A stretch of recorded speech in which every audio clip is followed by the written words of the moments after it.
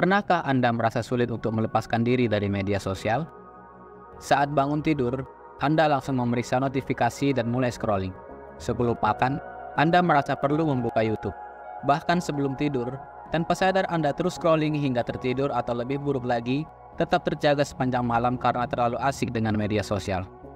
Yang lebih mengkhawatirkan, meskipun Anda memiliki niat untuk melakukan sesuatu yang produktif, seperti belajar atau bekerja, tubuh Anda seolah-olah menolak dan lebih memilih untuk menghabiskan waktu dengan scrolling layar ponsel. Mengapa hal ini bisa terjadi? Apa yang membuat kita begitu kecanduan terhadap media sosial? Dan yang paling penting, bagaimana cara mengatasinya agar kita dapat kembali mengendalikan waktu dalam kehidupan kita? Dalam video ini, kita akan membahas hal tersebut secara mendalam agar setelah menontonnya, Anda dapat mengambil langkah konkret untuk mengurangi kecanduan media sosial dan menggunakan waktu dengan lebih bijak. Perubahan media sosial dan dampaknya. Jika Anda telah menggunakan media sosial sejak era Facebook di warnet, Anda mungkin menyadari bahwa platform ini mengalami perubahan besar dalam beberapa tahun terakhir. Salah satu pergeseran terbesar dimulai dengan munculnya TikTok, yang memperkenalkan konsep For You Page atau FYP, video pendek yang terus muncul tanpa akhir. Keberhasilan format ini menyebabkan platform lain mengadopsi konsep serupa. Instagram dengan Reels, YouTube dengan Short. Dulu, kecanduan terhadap media sosial sebagian besar disebabkan oleh validasi sosial, seperti jumlah like dan komentar. Namun, saat ini media sosial lebih berfokus pada konsumsi konten dibandingkan interaksi sosial. Menurut data terbaru dari Gusta ID, rata-rata orang Indonesia menghabiskan lebih dari 3 jam per hari di media sosial, dan platform yang paling banyak digunakan adalah TikTok. Jika kita perhatikan, sebagian besar pengguna TikTok lebih banyak menghabiskan waktu untuk menonton video dibandingkan berinteraksi melalui fitur pesan. Hal ini menunjukkan bahwa kecanduan media sosial saat ini lebih dipicu oleh konsumsi konten, bukan sekedar interaksi sosial seperti sebelumnya. Mengapa kita menjadi kecanduan? Kecanduan media sosial dapat dijelaskan melalui mekanisme otak, khususnya peran dopamin. Dopamin adalah zat kimia di otak yang berfungsi untuk memberikan rasa kepuasan dan motivasi setelah kita melakukan sesuatu. Media sosial memanfaatkan efek dopamin dengan 3 cara utama. 1. Algoritma yang sangat relevan. Media sosial mengumpulkan data tentang konten yang kita sukai atau tonton hingga selesai.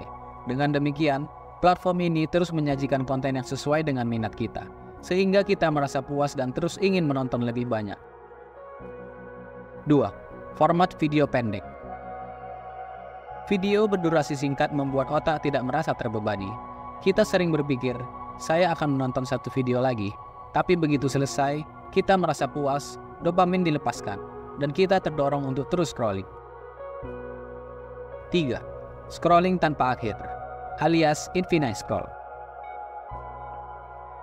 Desain media sosial memungkinkan kita untuk terus scrolling tanpa batas, sehingga kita hampir tidak merasakan kebosanan. Banyak orang hanya berhenti scrolling ketika mereka mulai merasa sakit kepala atau lelah. Mekanisme ini membuat media sosial memiliki kendali besar atas waktu dan perhatian kita. Bahkan ketika kita ingin melakukan sesuatu yang produktif, kita seringkali justru memilih untuk tetap scrolling tanpa henti. Cara mengatasi kecanduan media sosial. Jika Anda merasa media sosial telah mengendalikan waktu dan produktivitas Anda, ada beberapa langkah yang dapat dilakukan untuk mengatasi kecanduan ini. Berikut adalah 3 strategi utama yang telah saya terapkan sendiri. 1. Kesadaran akan dampaknya. Langkah pertama untuk mengatasi kecanduan media sosial adalah menyadari dampak negatifnya.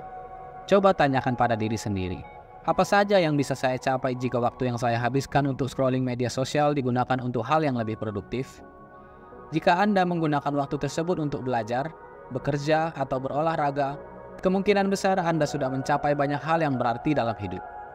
Kesadaran ini penting sebagai motivasi awal untuk mengubah kebiasaan. 2. Menggantikan kebiasaan, alias replace habit. Kesalahan yang sering terjadi saat mencoba mengurangi penggunaan media sosial adalah hanya berusaha berhenti tanpa menggantinya dengan aktivitas lain.